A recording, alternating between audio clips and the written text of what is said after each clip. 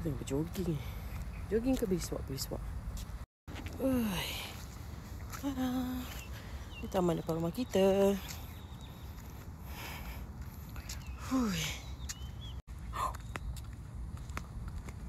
Tiba aku terperasan pokok dekat area rumah aku ni. Bapak banyak. Nampak macam pokok buah putat. Betul ke buah putat ni? Banyak. Aku rasa lebih 10 pokok kawasan taman ni. Taman depan rumah je. Aku cuba korang tengok. Ni pokok buah putat ke?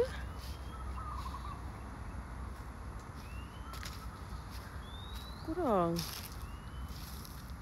Pokok buah putat ni. Korang, ni pokok buah putat kan? Pokok buah putat ke? Kau tak aku nak ambil. Buat ulam. Betul ke buah putat ni? Aku tak kenal pokok putat macam mana. Tapi pokok ni depan rumah ni je lah. Buah putat ke weh? Sudah tak kenal pula. Ni bunga. Ni. Ke buah lain? Kau makan ke mabuk pula? Siapa yang tahu betul ke tu pokok buah putat? Korang beritahu